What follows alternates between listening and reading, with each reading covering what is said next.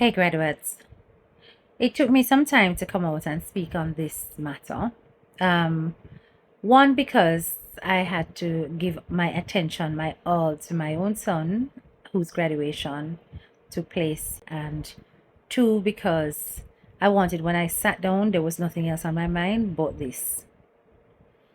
So I'm going to talk to you about something that is serious, something that I want you to spread far and wide, and I want you to share with as many mothers, grandmothers, fathers who are guardians, carers of children. Shani Coke's death was avoidable. This little girl, this 10-year-old little girl, was living with her grandmother from her maternal side. I'm not too sure about the circumstances or the reasons behind that. But the grandmother, that's this lady here, that's the grandmother. She is the one who sent Shani to the shop at 3:30 p.m. on Tuesday. And when she sent Shani to the shop at 3:30 p.m., the shopkeeper looked at Shani and said, "Listen, hurry up and go home," because she was by herself. Shani scurried home, left in a haste because she took the instructions seriously. And only for 4 o'clock to arrive, and the grandmother said, "This little girl." Now, this little girl was found in the bushes, several hundred yards away from the main road, half dressed, with her throat, certain things I can't say on YouTube, but you know what I mean. She had been interfered with, brutally interfered with. You know what I mean by that too. Now, a mob descended upon a prime suspect in Troy who has a history in the area. He is a known predator. He has served time and was released back into the community for an act of this nature. Previously, the father turned around and say that, "Listen, me talk to him and say, me no want you go near my daughter because I'm afraid you will do things to her and take her life."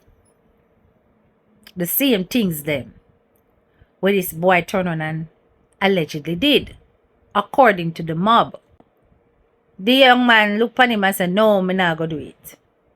He actually took that man's word for it. Now, I'm going to say this. There were a number of things why I wanted to make sure I gave this situation my undivided attention. Those of you who have children in your care, stop giving them adult responsibilities. Those of you who have children in your care, stop leaving up household care to the children. And many are going to say, HDK, you're being a bit harsh because you're coming down on the grandmother. The grandmother, no doubt, is devastated. Yeah, no doubt she's devastated. This article here is saying that, the grandmother felt terrible. Okay? As she ought to.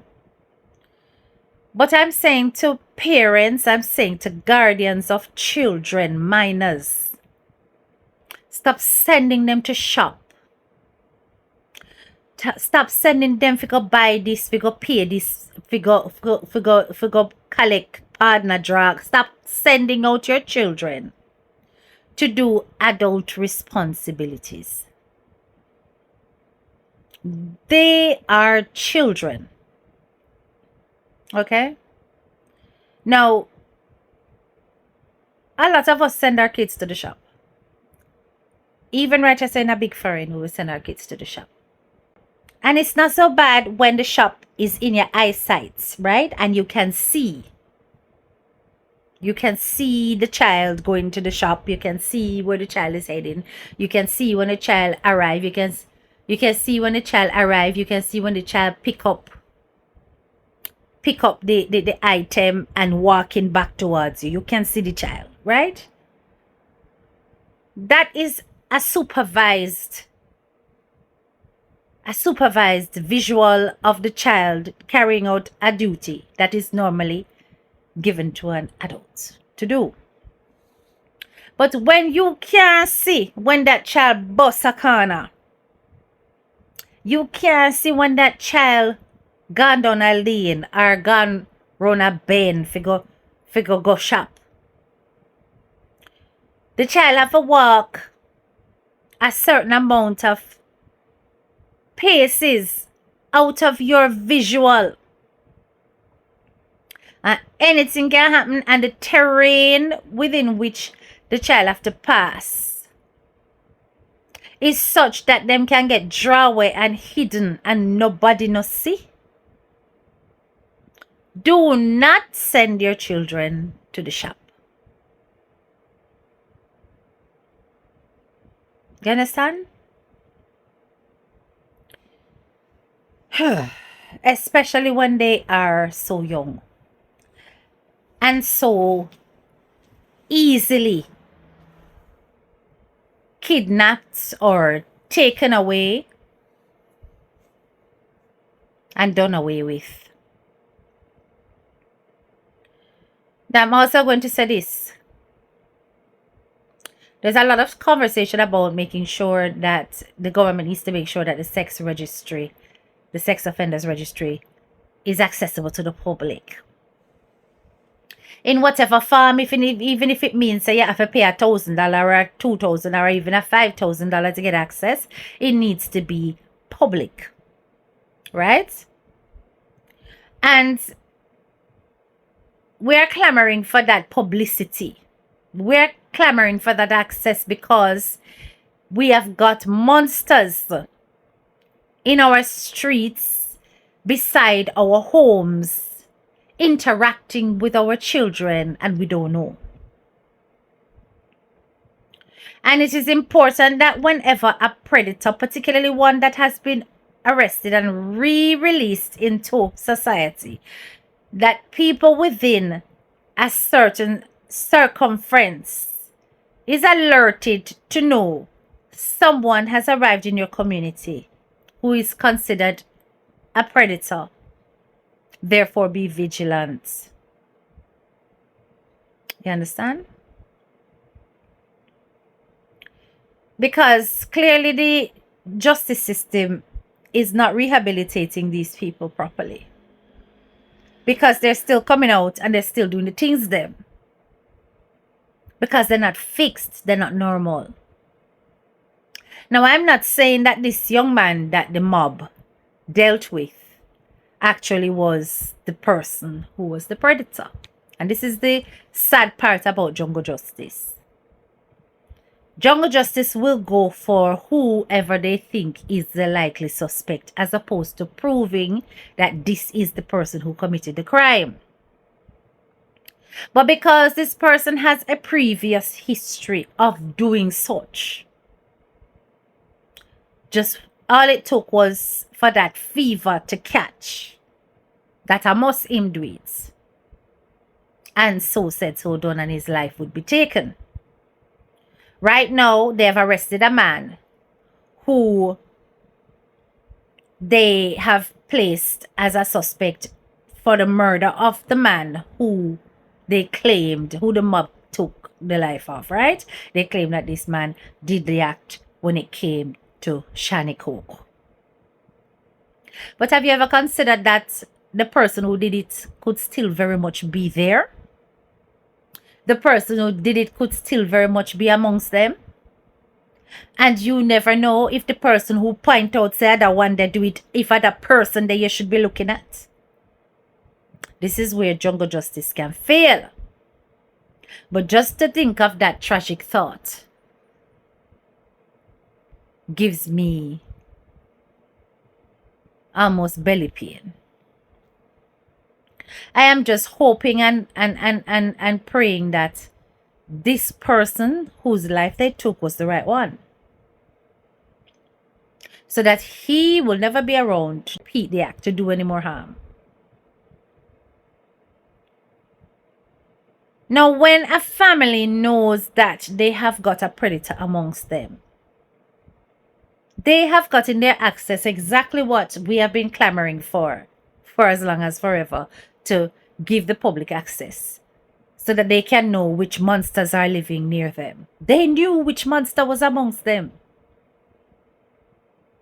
They knew. And despite knowing, they still sent their little 10-year-old to the shop by herself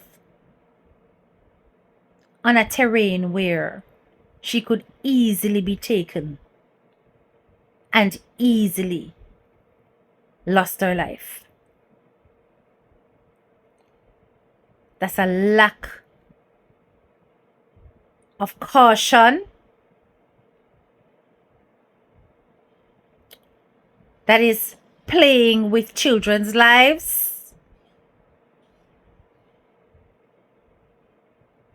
And that is a reason for partial blame. Harsh as it sounds. Right? But may I beg parents, you see, if you can't see the shop and say, listen, I right there, so me send the child. I can see, I'm standing at the window, I'm standing at the door, and I'm watching and observing. And as I'm watching and observing, if anything go wrong, me know, say within certain seconds, me can reach there. Uno no send no picnic go no shop, uno no send no picnic go do no errand, uno no send no picnic by themselves unsupervised by an adult. You hear what I say to uno? Uno for stop it. Jamaica is no longer safe. It's no longer safe. It's not like the times when you could do them thing there and a community help look out for your child. And worse, when you know you have got a predator on the loose, you have to be overprotective, overcautious.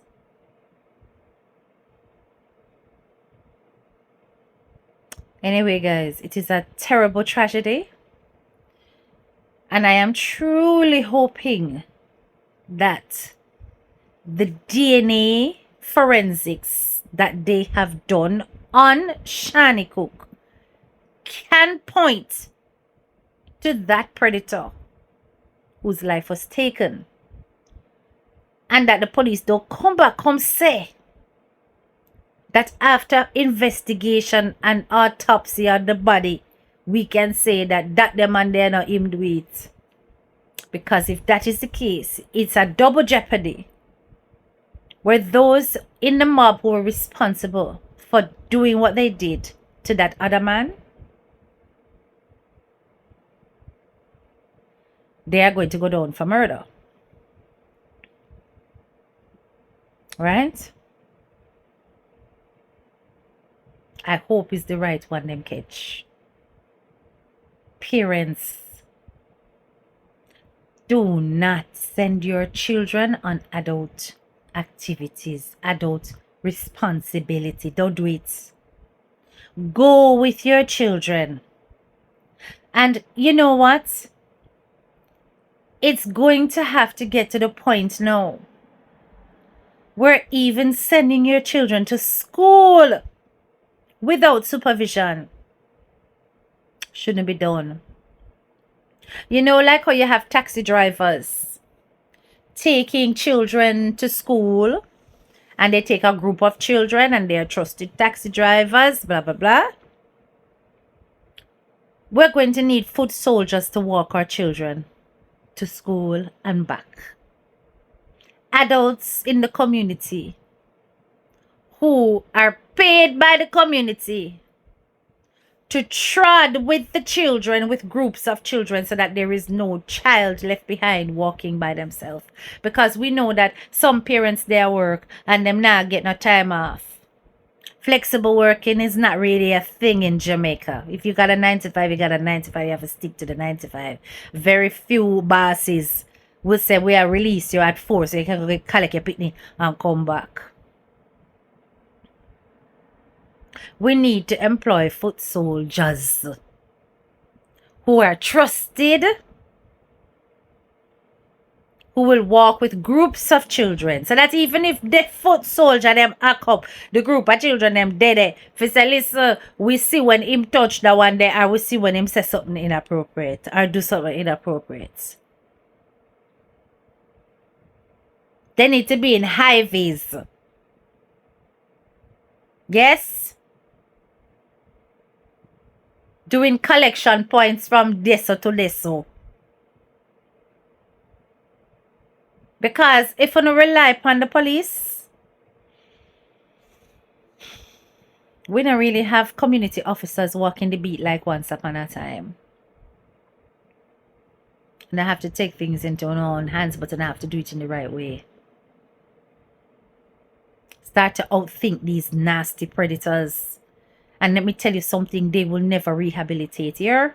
Once they have that problem of daddy don't touch me there, you see, once them have them problem there, and they cannot help but go for little,